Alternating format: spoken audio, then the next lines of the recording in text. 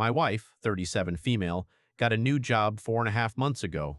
She also made some new friends. I, 36 male, didn't really like them. They were all hardcore feminists, professional victim, social justice warrior types. They're women who will yell at you for opening the door for them or not opening the door for them. You can't win either way. In the beginning, I sort of laughed it off, but during the last 2 months, I noticed some disturbing changes with my wife. We have been married for 11 years and have 2 kids, 10 female and 8 male. It got worse and worse. She would accuse me of all kinds of nonsense, like I was born evil because men suppress women historically. Say what? Whatever I did for her, things she would normally appreciate, was all of a sudden reasons to have a fight. It was all nonsense. I would try to be patient. These arguments would usually end with me saying something like, "But I haven't done anything bad towards you. The only thing I am guilty of is loving you." It would usually send her murmuring. Then the next day she would be back trying the same thing again with slightly different arguments. Then about 5 weeks ago, I got this sharp gut feeling that something was seriously wrong. She came back late at night without telling me she would be back late. I couldn't reach her phone. She was rather drunk, and she acted distant and cold. The next day, she would just be dismissive and tell me I was being controlling, that I read too much into things. This happened a few more times.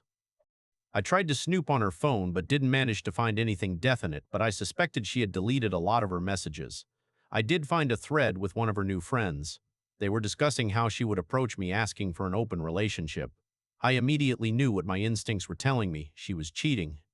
In the thread, my wife said she would talk to me about it on what is now the second Monday of December. My kids are with their grandparents to celebrate Christmas, where we are scheduled to both join them today. So anyway, she tries to start this conversation during breakfast like it's just a thought out of the blue to ask me what I think about an open relationship. Luckily, I was prepared. I was already recording. I had been reading a lot here on Reddit, and I knew there is really no way of saving this. My best possible outcome is to get out of this with some sliver of pride and self-esteem intact. From here on out, it's all about protecting myself and the kids. I didn't scream or yell. I just went directly into jaw-clenched interrogation mode. She was all cocky up until this point, but that evaporated immediately when she saw the look on my face.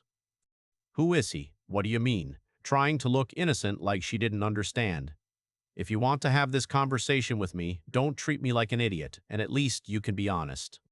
"If you can't be honest, what's the point in this conversation? What do you mean?" "If you lie to me now, we cannot have the discussion you want to have about our relationship. I can tell that you are hiding something. It's obvious. So who is the guy you are screwing?" "I am not." "Oh my God. It's more than one?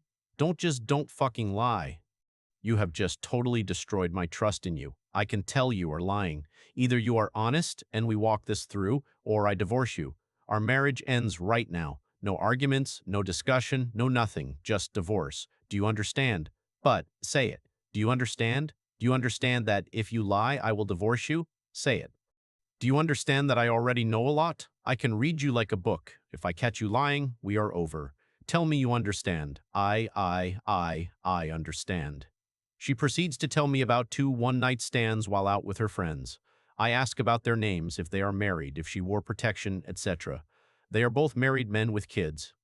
Then she tells me she is planning to sleep with a colleague at work and that she intends to pursue this since it's good for her and that I don't have any right to control her. What the fuck? I ask about the colleague as well and get his name, his wife's name. He is married, but according to her in an open relationship, like she wants us to be. She continues that she will set me up with some of her friends. One of them is really keen, apparently. What in the actual fuck? I have seen this friend and I wouldn't touch her with a barge pole. I tell her I am not interested. I asked for her phone and she shows me the pattern to open it. While she went to the bathroom, I locked myself in my office. She freaks out, and while she was banging on the door, I ran recovery software on the phone for deleted content and ended up with lots of painful evidence 30 minutes later. I also installed a spying app from an online service. When I came out, I gave her the phone and told her to leave. She argued a lot. I didn't really respond beyond single-word responses. She didn't seem remorseful at all through all of this. She was yelling at me that I was acting controlling, holding her back like men always held women back, that I never loved her, that she had every right to do this, that she expected me to just accept this, that it wasn't a big deal, etc. I didn't argue back. I hardly said a word, actually. I just packed her stuff while she circled, yelling at me. I ended up at the front door where I just stood silently until she ran out of steam. In the end, she reluctantly went to her parents' house. On her way down the stairs, I told her she was single now, so she could do whatever she wanted. I wasn't controlling her anymore. My lawyer would be in touch in January. When she turned to respond, I just slammed and locked the door. I later watched as she discussed it with her friends. They were telling her how strong she was, demanding what she was entitled to, how she deserved better than me, that it was empty threats from my side, that I wouldn't go through with it. You want to bet? What really worried me was how they told her that if needed, she could just accuse me of domestic abuse. One of them explained how she had screwed over her ex-husband and taken everything from him by accusing him of abuse. I have ordered cameras to put up at my house now. I know now I have to record everything. I just couldn't believe what I was seeing. I have never even threatened her in any way. Then she started messaging her affair partner to meet up. They agreed to meet at a hotel. I was absolutely stunned. I went online trying to find the affair partner's wife. It didn't take long. I got her to accept me as a friend on Facebook, and I told her everything, including the ongoing activity at the hotel. She thanked me and hung up. A few hours later, I got a video from her. She went to the motel and confronted them. From the screaming, this wasn't the first time her husband had cheated. "You fucking whore, you did this to me again?" To the kids again? "I told you we were over if you ever did this again, you bitch." She walked into the room and filmed my wife getting dressed on the edge of the bed. I threw up when I saw that the first time. The affair partner's wife slapped her and cursed her out. I sent a message to my wife telling her that I saw the video from the hotel and that I never want her near me ever again. It's like she sees our interaction as some sort of pissing competition where she, in her mind, is winning. She's totally delusional. I can't understand any of it. It's like she isn't connected to reality, like she doesn't really understand that we are divorcing. I logged into my wife's family WhatsApp group and informed them that we are divorcing due to her infidelity. I thanked them for making me feel welcome and part of the family before disconnecting from the group. I have received a few calls and messages from her side, but I haven't read them or responded. I just don't have the energy for it. I called my parents and told them everything. My father messaged my wife that she wouldn't be welcomed for Christmas. I met my parents now and I have talked to my boss. He has given me time off until January to sort my things out. I have been monitoring my wife's increasingly frantic discussions with her new friends. I don't think it's dawned on my wife that she has lost her family, that her marriage is over, and that her new friends and her affair partner don't really give a crap about her. She has sent me many messages and showed up at my parents' house demanding to be allowed to celebrate Christmas with us. My father threatened to call the police if she didn't leave. Now I'm Googling divorce lawyers, crying my soul out. I think I've been in shock, but the pain has hit me hard since I got to my parents' house. I just can't make any sense of it. It just gives me so much pain to read their chats and interact with her. I have only responded twice to her messages. The first, "It doesn't matter what you say. I don't know who you are. You're not my wife. My wife would never destroy my heart and soul while smiling. We will get a divorce. I don't care what you say or what you want. You have no influence or right to demand anything from me ever again. We are over." The second time, like I said, "You are not my wife. I don't know you. My wife would never condemn our children to the pain and suffering of growing up in a broken home. You, whoever you are, seem to be proud of what you have done. My wife was loving, caring, considerate, my best friend. You are a self-obsessed, self-absorbed abomination." The messages stopped after the last one. The pain is absolutely unbearable at times. I wish this never happened. I wish I could get back with her like before, but I just can't do that to myself. This is the worst Christmas ever. I couldn't help myself, but I explained to the kids that mommy doesn't want to be a family anymore. She wants to be with other men, and that we will get divorced. They are naturally distraught. Luckily, my mom and dad are here to help. They shower them with love and affection while I am an absolute mess. I will try to get back on my feet for my kids' sake, but I am not going back to her ever. I wish I waited until after Christmas so I could get them straight into counseling. I don't know what happened. I just blurted it out when they asked when their mother was coming home. I would never be able to look at myself in the mirror if I went back to her. The level of disrespect and callousness in her behavior is unforgivable. I am lost. I just don't get it. Why is it that she expects she can demand anything from me at this point? Is she mentally ill or something? Sorry about the incoherent rant. I just needed to get this out. Edit, I found out that I am okay with the monitoring. I talked to a lawyer that a friend knows. The phone is mine and the subscription is mine. My wife is using it, but I own it and the subscription, so I'm okay. It's not illegal to monitor my own equipment. Wow, OP, I'm so beyond sorry. It sounds like your wife is going through an identity crisis. She is easily swayed by those around her, which makes me think she feels quite lost. She's looking for answers, and these new friends of hers seem to be taking advantage of her weakened state. With this in mind, it's no excuse for her to go out and cheat on you and disrupt the family dynamic.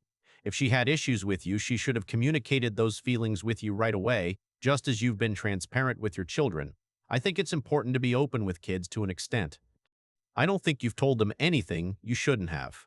In this case, it helps teach kids what's right and wrong. Let's read on. So a lot has happened since I last posted. I'm sorry that I haven't answered anyone or given an update. To be honest, I haven't had time to even read all the responses. There are so many of them. A lot has happened. I wish I could take credit for it, but the truth is I've been a pathetic sobbing mess since I last posted. I was sort of obsessed about my wife's chats with her friends. A lot of insane and hurtful things were said in these chats. What got me in the end, though, was when my soon-to-be ex-wife described in very harsh language how her marriage, and especially her children, were a burden in her life, that they had prevented her from being a successful woman living up to her full potential. She described how I, as her husband, was an oppressive piece of crap that held her back from living a good life. Her family was the reason she didn't have a successful career, loads of casual sex, etc. I just broke. I couldn't handle it. I spent the next 30-ish hours reading and rereading every line of emails and chats I had, over and over and over again. On reflection, she didn't provide any details on how we actually were burdens or oppressors. It was just blanket statements, no examples or supporting arguments. In fact, I have never stopped her from doing anything. I pay for almost everything. The minimum wage she collects from her part-time job wouldn't be enough to support anyone actually. I have supported her hobbies, dreams, and aspirations even when she did stupid fucking class after stupid fucking class that she would always drop out of halfway through. I made sure to show her I love her every day and appreciate everything she did for her family. I would romance her, take her out, be there for her whenever she needed me. I mean, if this is oppression, I would like some oppression, please. Anyways, I digress. At some point reading, I just passed out. When I got up, my three best friends were in the kitchen with my dad making dinner. I've known these guys since I was a child. Let's call them Mike, Bob, and Frank. My dad had invited them and brought them up to speed. I soon broke down again and I was completely out of it until Friday evening. Mike is ex-military. He lost his left arm below the elbow. We were actually all there for him when he was in recovery and his wife bailed on him. Luckily, they didn't have any children. Mike has adopted 2 kids and got a very nice girlfriend a few years ago, so he did okay. He set up a Zoom call with his counselor that helped him when he went through recovery. He helped me a lot to understand what was happening with me emotionally. Even though he specialized in amputees, he told me most wives sadly bail when their husbands are injured, and his stories and examples helped me a lot, actually. He asked me to see my soul, identity, spiritual self as having a large part of it tied to my marriage and role as a husband. That part is dead now, and just like an amputee will suffer phantom pain from a missing limb, I will feel phantom pain from the dead part of my identity. We spent hours talking, and I have been steadily improving since. Bob is an executive in some IT security company. He never talks much about his job. I don't actually know what he does, but he is very well off. Bob called some law firm that is on a retainer for the company, and Sunday morning, I was talking to a lawyer that I could never in my wildest dreams ever afford to even talk to. Bob has always been a huge nerd and was bullied a lot. He told me not to worry about the bill. He would cover it. He was happy to finally be able to repay me for the beatings I frequently took for him, interfering with his bullies. Frank is a teacher in a private school for kids and is married with 7 children. Yes, that's right, 7. My kids just love him too, and the rest of his family to death. Frank has been making sure my kids are okay and cared for while I get back on my feet and get my ducks in a row. Yesterday was a very hectic day. It started with an STD screening early in the morning. The doctor gave me chlamydia. Another screen in 6 months. My self-pity party switched to pure fucking anger when I found out. That's it for me. Gloves off. Full custody. I will give her nothing if I can get away with it. The lawyer managed to track down the ex-husband of my wife's feminist friend that bragged about how she screwed him over. It was apparently very easy via the court documents. I wouldn't have even thought about that. I talked to him on WhatsApp. He thanked me a lot, but he also told me about everything this harpy did to him. Now I know what to expect from my soon-to-be ex-wife. It was sickening. I was ready for a fight. After our chat, I am preparing for war. It was heartbreaking hearing how he had been homeless and how he had hardly seen his kids in 4 years, all based on the ex-wife's lies. I accept how I am at a disadvantage as a man in the court system. I will make sure I have tons of evidence. My lawyer suggested a preemptive strike via restraining order due to her negative and aggressive comments about males in general, especially for our son's sake. Growing up in a household with an openly anti-male parental figure is obviously very damaging, so I am going for full custody. I told the lawyer to go ahead. She expects her to be served the restraining order today. I had a call with my soon-to-be ex-wife on Zoom. Keep in mind that she hadn't reached out to me at all since she showed up at the door to argue with my dad. She hasn't reached out to the kids or anyone else either, so it's not like she cares about any of us. The call was absolutely bizarre. She was all made up with a massive cleavage. It was obvious she was trying to look her absolute best. I haven't seen her that dolled up for years. Throughout the entire conversation, she tried to bait me into a fight to get me angry. I managed to keep cool. My lawyer had told me what to ask for. Apparently, it's very positive if attempts are made for an amicable divorce prior to filing for a contested divorce. I was recording it. I even told her I was. My soon-to-be ex-wife didn't disappoint. She started out with this absurd statement about how there are two types of penises, one that is roughly the same size whether it's erect or not, and the other type that shrinks and grows based on whether it's erect or not. What in the actual, who opens a call with her husband like that? Then she mused about how she was looking forward to the end of the current restrictions so she could go out and investigate this more in person. I simply responded that I wasn't interested in her hobbies, that I was only interested in discussing our divorce. She got openly hostile when I didn't take the bait and get angry like she wanted. At one point, she told me she was going to the bathroom and muted herself. Then I watched as she conferred with her friends about what she could do with me. She cursed me out for nothing more than being a man several times. Throughout the call, I still had this strange feeling that she was seeing this as some form of game, that she was in control and that I had no other option than to put up and shut up and give in to anything she wants. We made zero progress on our actual divorce, so I concluded that, okay, fine, a contested divorce it is then. By the way, you gave me chlamydia, and unlike you, I haven't been sleeping with anyone else, so you better get yourself to the clinic. She just frowned at me like, yeah, right, I don't believe you. I seriously have no idea at all what is going on with her, and at this point, I no longer care. I sent the recording to the lawyer, and she was shocked to say the least. Everyone thinks my wife is insane at this point. Maybe she is. Since I own her phone and the subscription, I can actually use the chat logs as well in court. Turns out it's fully legal to monitor my own device as much as I want. After our call, there was frantic discussion between the harpies, but I could finally put it aside. I no longer care what they talk about. My lawyer is confident we will win this thing unless there is something I haven't told him about. So, there we are. It still hurts, but I can treat it as phantom pain at this point. I have abandoned feeling sorry for myself, and I'm going for the jugular. No prisoners. I need to protect myself and my kids. I am good. My kids will be fine. I will make sure they get therapy as much as they want. My soon-to-be ex-wife will soon be a distant memory, and I will start building a new, better life. Edit. Found out today that she knew about the chlamydia and got treatment but didn't tell me. That woman. She was joking and laughing with her friends about it. It's so easy to fall into that obsessive state when you're checking in on your wife and gaining evidence. OP. We tend to cling on to those things because we're trying to understand why the infidelity happened and where it all went wrong.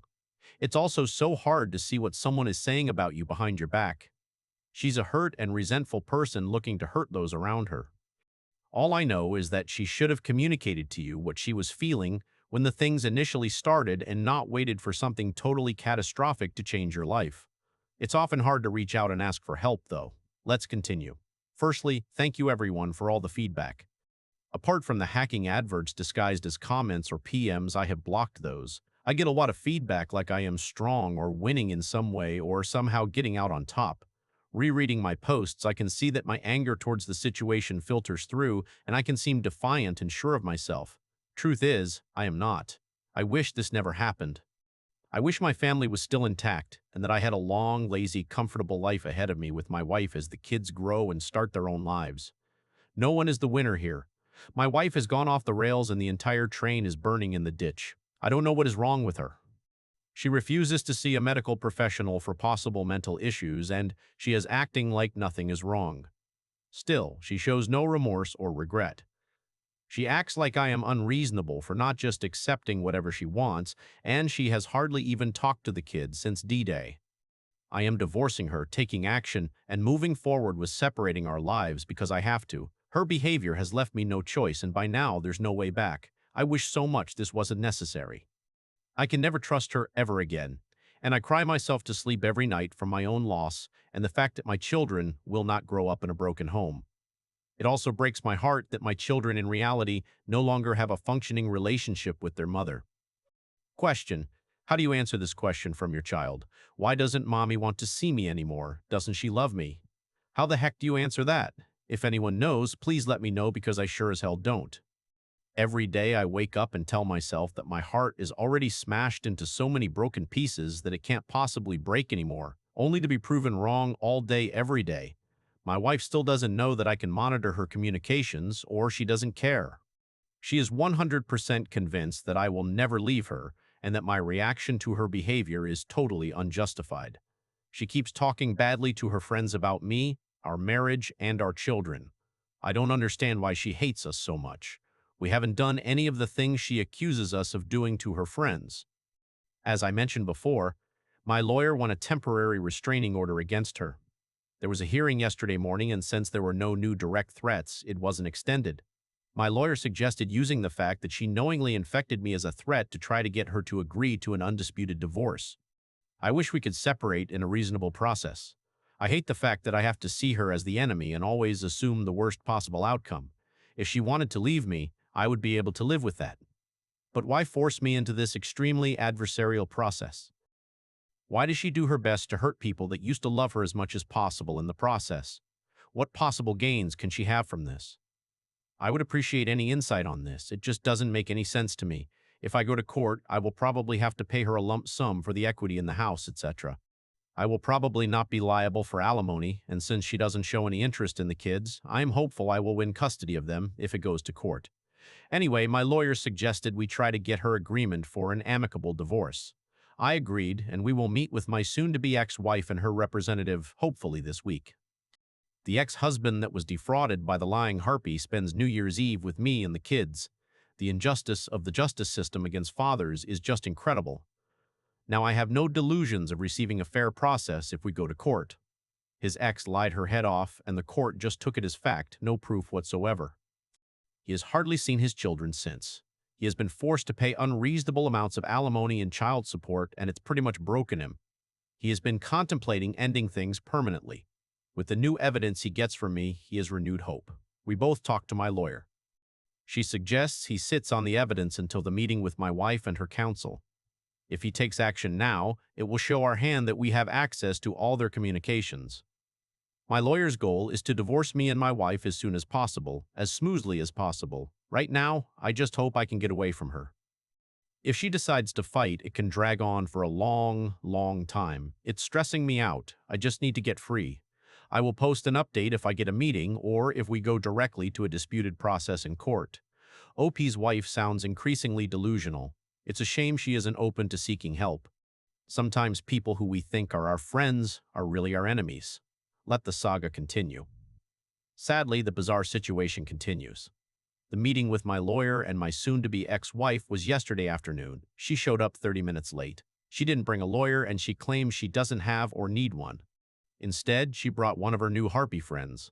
My lawyer had given me very strict instructions on how to behave. I was not to react to anything they said in a negative way.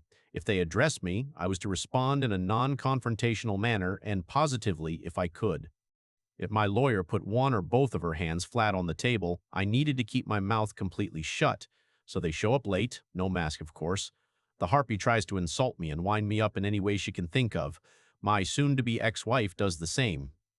My lawyer is trying to get the discussion going on the subject at hand, our divorce, but they are just joking around. They laughed at their own insults towards me a lot. It was real cringe to watch. It's clear now my wife still believes this is all a ruse, that there is no way I can divorce her. In her mind, only she can divorce me and only if she wants to. If she does, she will get everything. I just sat there thinking, what the fuck is going on? I didn't actually say anything of substance. I only responded a few times, and it was along the lines of, yes, you're probably right, or I really don't know. Finally, they ran a bit out of steam. My lawyer got the word and started putting forward the proposed settlement for an amicable divorce. One of the first things she said was that I was willing to be generous for a quick, peaceful resolution, that I would pay her a large lump sum of $60,000 for the equity in the house, investments, etc. My lawyer didn't even finish the sentence before my soon-to-be ex-wife got all excited. Together with her harpy friend, nudged on by the horrific-looking harpy next to her, my soon-to-be ex-wife wanted to know where to sign. My lawyer asked several times if my soon-to-be ex-wife didn't want to go over the rest of the agreement first. But no, my soon-to-be ex-wife wanted to sign right away. She started talking about when she could expect to receive the money and that they needed to get to the pub. So my lawyer calls someone in, whispers something to them, and there was a flurry of activity. An older woman asked for our identity documents and we were asked to sign the copies. When we were done, the old lady stamped it, and I later found out that she was a notary. My lawyer, almost standing on the palm of her hand at this point, thanked my soon-to-be ex-wife and the harpy and told them we were done. They left, and my wife didn't even bring her copy of the agreement with her. She left it on the table. My lawyer looked at her flat hands and at me. She obviously didn't want me to say anything while they were in the building. When we could see them crossing the parking lot, my lawyer looked at me and said, "Congratulations." Then she spoke at length about how this was the strangest session she ever had for a negotiated divorce. She told me she would send my soon-to-be ex-wife's copy to her after we do a hearing in front of the judge, or if she gets a lawyer that asks for it. Until then, it's forgotten in my lawyer's drawer. So it looks like on the surface I will get through this divorce a lot easier than I first thought. My soon-to-be ex-wife can still hire legal representation and dispute this. My lawyer told me she would try to call in every possible favor she could think of to get me a hearing with a judge as soon as possible. It will probably be a video call. I have also hired a PI after the advice I got here on Reddit, and he got photos of my wife making out with two different guys at two different bars yesterday, and she went to a hotel with one of them. So I have lots of evidence piled up if I need it. I just hope it's enough if it comes to that. My wife signed to give me full custody, only a one-time payment, no spousal support, no nothing. Just $60K and I am free. Now I just gotta find the money. I have a plan, and Bob offered to front me the entire amount if need be. I still don't feel like this is real. I fully expect her to pull, "Here is my aggressive lawyer, and I am accusing you of molesting the kids or domestic abuse," out of her hat. My lawyer told me to keep a very low profile, pay for everything I normally pay for, and don't rock the boat in any way at all. The advice is don't talk to anyone we both know, just sit still and wait. Don't respond to anything, basically zero initiative until the hearing. So now all I need to do is to be patient and hope for the best. Very cringe, OP. She's very much digging her own grave. So yesterday was the hearing. I'm basically divorced. It will take 4 to 6 months for the paperwork to be official, but at this point there is basically nothing anyone can do to change the outcome. The only option is if me and my wife together stop it. I'm so fucking tired. I haven't slept in I don't know how many days, so if I'm a bit all over the place, I'm sorry. I just need to get this all out. I need to vent. Hopefully, I can get some sleep after I type it out. My awesome lawyer got me an early hearing, just 12 days after submitting the paperwork. No doubt she called in some favors on this one. I'm getting off track. For the weekend up until today has been insane. Friday morning, a whole bunch of police officers knocked at my door with a warrant to search the house. I was very confused. I was worried about the kids, so I asked if I could bring the kids outside while they did their search. Thankfully, they agreed to that. They didn't really tell me much, but I did get a copy of the warrant. I was so shaken up I couldn't really make any sense of it. I guess everyone that said that my ex-wife's behavior was probably drug-related, it's safe to say that is at least a factor in this. The cops said about completely trashing my house. I called my lawyer and she talked to them, but the warrant was valid, so there wasn't anything that could be done at the time. I didn't think about it when it happened, but I have cameras everywhere now. In case I get wrongfully accused, I have video and sound of everything. I could possibly make a claim later if I want to. To be honest, I don't really know if I have the energy or will for that. Maybe I just put a line over it and move on. I didn't know it then, but my ex and her 3 harpy friends drove my car while high and drunk and crashed into a house at high speed. They were all arrested, all of them drunk, and they all had drugs in and on their body. They were pretty roughed up by the crash. The one in the passenger seat is in critical condition. They don't know if she will even make it. The lead harpy, let's call her Henrietta. She is the one that bragged about screwing over and lying about her ex-husband in court. Let's call her ex-husband Henry. Me and Henry have become really good friends. I will get back to him. Thankfully, they didn't find anything from the search. I gave my statement that my ex doesn't live here anymore. She lives with her parents. I don't know what she is doing. No, I didn't give Henrietta permission to drive my car, etc. When I got back in the house, I just broke down. Everything was completely trashed. It was just the last straw, I guess. The only thing I could think of was to call my dad, who brought me and the kids home to stay with my mom. Dad then got a whole group together, 26 friends and relatives. While I was sobbing on the back porch, eating my mom's amazing comfort food, feeling sorry for myself, they completely cleaned and fixed my entire house. They did every single room, clothes, dishes, furniture, even washing the ceiling and walls. It's never been this clean. They even fixed all the little things like loose door handles, etc. I just couldn't believe they would do such a thing for me. I have no idea how I can ever repay them. I went from suicidal to feeling pretty good over the weekend thanks to them. Cops found more drugs at Henrietta's house and her boyfriend wasn't there. No babysitter either, just the kids alone. The kids were taken by CPS and Henry won temporary emergency custody Saturday after showing the judge the chat logs combined with the abandonment and piles of drugs thing. He got custody without much difficulty. Henry is over the moon happy. He has hardly seen his kids in the last 5 years. He had been raising money to fight Henrietta in court when this happened. He still needs to go to court to make it permanent, but the odds are really good at this point. Everybody thinks Henrietta will have to serve time. If her friend doesn't make it, probably serious time. After that, he will try for child support and compensation for all the crap Henrietta did. He isn't expecting much on this, though, and to be honest, I think he doesn't want to waste his time fighting in court. He wants to be with his kids and make sure they have a good life. It's pretty clear Henrietta has been very neglectful toward them. Bob has been a champ and set Henry up in a rental apartment through a friend. I have come to realize that I know practically nothing about Bob's private or professional life. I intend to remedy that. Anyway, I'm off track again. Henrietta was at the wheel when she drove off the road and into a house. They were all pretty banged up, and due to the situation, the alcohol, and the drugs, search warrants were issued for everyone's residence. My ex is still registered with her residence at my house. I decided on Sunday that I am selling this house and moving away ASAP. I'm afraid this will probably happen again. On Sunday, I get a call from her parents. Their house got searched as well.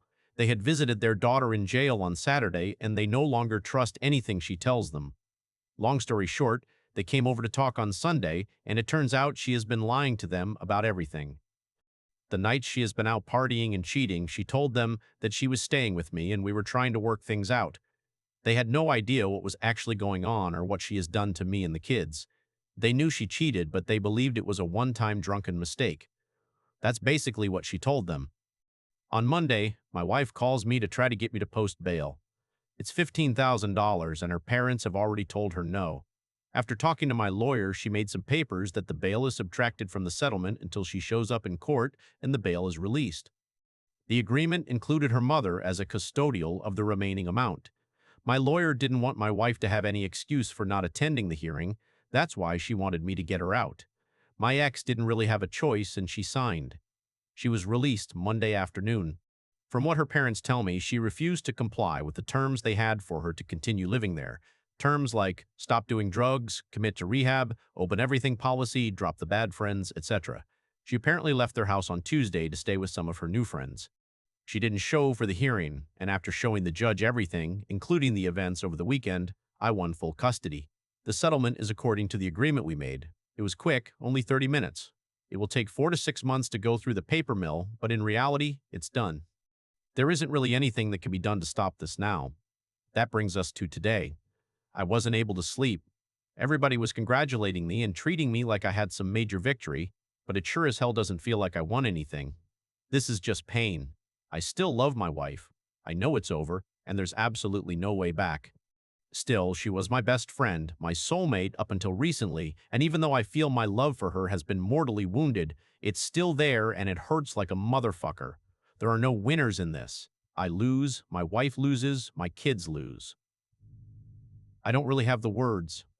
It feels like I am being asked to celebrate that I have lost both my legs, but because I took action, one of my legs could be cut below the knee, while the other still was cut above. When people congratulate me, it feels almost like that, like they are commending me for saving half a kneecap while losing both my legs. So I can't really sleep, and when I do, I am torn through terrible nightmares. They wake me up drenched in cold sweat. I'm complaining a bit here, sorry. Anyway, Today I get a call from the hospital that my ex is hospitalized. I am still her emergency contact and she is still on my health insurance. There has been an altercation. She has lost some teeth, broken jaw, and she will need to stay for observation a few days. I bring her parents, and when I get there, it turns out some of her new friends have beaten her up pretty badly. Word got out that Henry had chat logs of Henrietta bragging about what she did to Henry from my wife's phone. They assumed that my wife had given the logs to Henry. This resulted in them beating her up and kicking her out. Amazingly, she still didn't understand that I have access to monitor her phone. I will keep on like I do now, pay for insurance, her phone, etc., all the way up until I get the papers in my hand. I just won't believe it until I hold it in front of me. She has nothing now. She asked if she could move back home. I simply told her no way in hell. Her mother isn't giving her a single penny unless she gets clean and stays clean for at least 1 year. They offered her to live with them on the previous strict terms. If she doesn't accept, I don't see how she will manage. It's the first time I have seen any form of regret from her since this started. But I think it's regret that she can no longer continue with her craziness. She did say, "I am sorry I ruined everything." But I don't think it's genuine. She hardly looked me in the eyes while I was there. It hurt seeing her like this. I felt like I wanted to protect her, but she's an adult. Her behavior is dangerous and erratic, and I need to protect my kids. Apart from that, she didn't ask about the hearing, she didn't ask about the condition of her critical injured friend. She basically just sat there seemingly irritated. I still don't understand this. She has lost everything. She's destroyed her family and caused a lot of pain for a lot of people. And for what? A buzz and some random sex? I'm going completely no contact until she has been clean for a long time. I just can't deal with all the crazy. I'm so sorry, OP. You may never understand her behavior or what's going on in her head, and that's okay. Sometimes we don't get closure. Your ex is deeply troubled, and the only person that can help her is herself. So a lot of people PM me for an update. I was going to post one yesterday, but I just didn't have the energy. I'm kind of depressed and very, very tired. I hardly ever sleep, and when I do, I am plagued by nightmares. Good news is, kids are doing better. My dad is a champ. I don't know what to do without him. We went to his cabin to ski a bit this weekend, me, him, and the kids. It was great. I have basically no contact with my ex. I did talk to one of her harpy friends, the one that was in critical condition. She woke up, but she's in terrible shape. I talked to her nurse, and she was sad that no one had bothered to look in on her while she was there. They had contacted her family, and they had just refused to see her. I'm worried the people that beat up my ex will come for me and the kids, so I asked via the nurse if I could talk to her, and she agreed. I know I shouldn't, but I felt I needed to ask her about what happened since my wife started working with them. She started off asking if I wanted a BJ for $20, so that wasn't awkward at all. I offered her $50 in exchange for information I needed. The Harpy friends are all hardcore drug users, addicts. Henrietta dragged my wife into their group against the wishes of the other two and convinced her to try drugs and party with them. They sold sexual favors to get money for drugs. Henrietta is the lead on this. They all preach this strong feminist, my own body stuff, but as she put it, it's all BS to protect our own imagined egos. What we really do is prostitute ourselves for money to buy drugs. My wife bought into the BS first, and it didn't take long until she was addicted just like the rest of them. Once she was hooked, she too eventually started selling sex to pay for drugs. Not easy hearing that the person you loved more than anything turned herself into a sex worker to meet her drug addiction. It makes sense why all she wanted was the money now. From what she tells me, it's mainly meth.